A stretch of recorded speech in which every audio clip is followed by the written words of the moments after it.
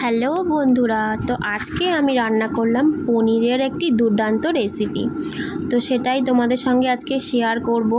তো প্রথমেই বলে রাখি, এটা কোনো ভিডিও দেখে বা ইউটিউব দেখে বা কারোর কাছ থেকে কোনো শেখা রান্না নয়। এটা আমি নিজস্ব মতেই করেছি, আমার যেরকম ভালো লেগেছে, মানে যেটা আর কি যাবে এই রান্নাটার সঙ্গে এমন, তো সেরকমভাবেই করেছি। ঠিক আছে, তো ভালো লাগলে তোমরাও বাড়িতে করে দেখতে পারো কীরকম লাগে। তা আমি আজকে করেছিলাম, মোটামুটি খারাপ হয়নি, ভালোই হয়েছে। নিজের রান্না তো বলা যায় না ভালো, তো তাও বললাম। তো ঠিক আছে, দেখো প্রথমে ওই আলু, পনির আর আমি একটু সয়াবিন দিয়েছিলাম বাচ্চাটার জন্য। তো সয়াবিন দিয়েছিলাম, সবাই খাবে অল্প করে। তো সেগুলো ভেজে রেখেছি নুন হলুদ দিয়ে, ভেজে তুলে রেখেছি। সয়াবিনটা খালি ভাজিনি, আলু আর পনিরটাকে অল্প অল্প করে ভেজে রেখেছিলাম।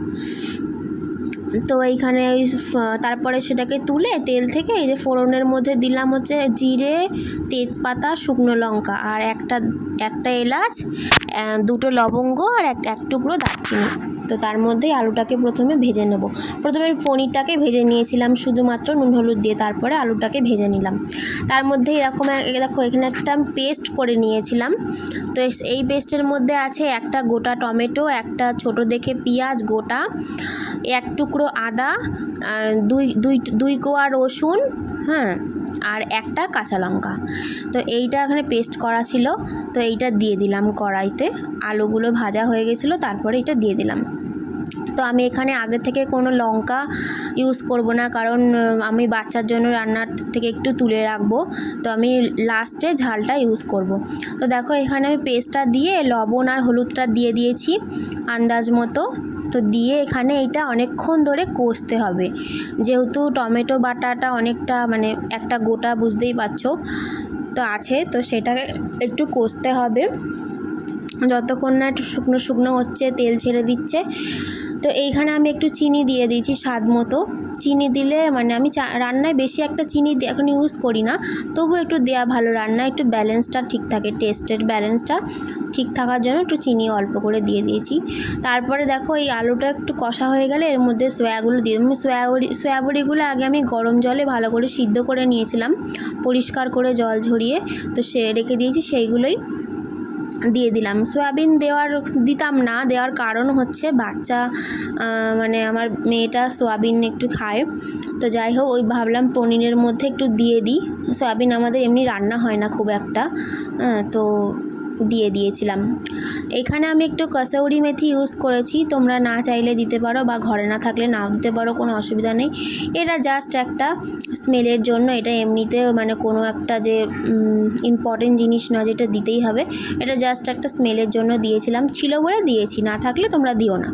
এবার এটা কষিয়ে দেখো একটুখানি জল ব্যবহার করব আমি এখানে। এটা কোনো গরম জল নয়, সাধারণ যে জল আমরা ইউজ করি নর্মাল, সেই জলই দিয়েছি।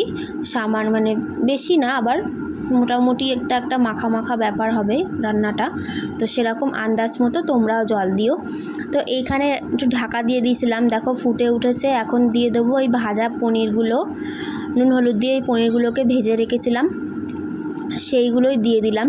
এবারে আমি এটা একটু ঢাকা দিয়ে রাখবো, মানে মিডিয়াম ফ্লেমে দিয়ে একটু ঢাকা দিয়ে রাখবো যাতে আলুটা একটু সিদ্ধ হয়। তো এইখানে পনিরটাকে অনেকে কি করে দেখেছি, মানে আমি দেখি রান্নাবান্না, আমি একটু দেখি ইউটিউবে, কিন্তু তার মতো করে মানে সেরকমটা করি না, আমার মতো করে আমি সেটাকে যেটা ভালো লাগে সেটা আর কি করার চেষ্টা করি। তো দেখি পনিরটাকে অনেকে ভেজে নুন জলে চুবিয়ে রাখে যাতে একটু নরম হয়। তো আমি এখানে কিছুই করিনি, তাও আমার পনিরগুলো সফট ছিল। তো যাই হোক, দেখো ঢাকাটা খুলে দিয়েছি, হালকা হালকা জল একটু টেনেছে। তো এখন আমি দিয়ে দিয়েছিলাম একটু অল্প পরিমাণে ঘি আর একটু গরম মশলার গুঁড়ো। ঠিক আছে, তার আগে ঘি দেওয়ার আগে আমি মেয়ের জন্য তুলে রেখেছিলাম আলাদা করে। তারপরে আমি দেখো লাস্টে কাঁচা লঙ্কা আমি একটু ভেজে তুলে রেখেছিলাম, তো সেটাই বেটে দিয়ে দিলাম লাস্টে, মানে মেয়ের বাচ্চাটা তুলে রেখে আগে তারপরে দিয়ে দিয়েছি। তো এখন এই নামানোর সময় প্রায় হয়ে এসেছে, কাঁচা লঙ্কা বাটাটা দিয়ে আমি আর একটু ঢেকে রেখে দেবো যাতে একটু স্মেলটা ভালো আসে বা রান্নাটা একটু হয়।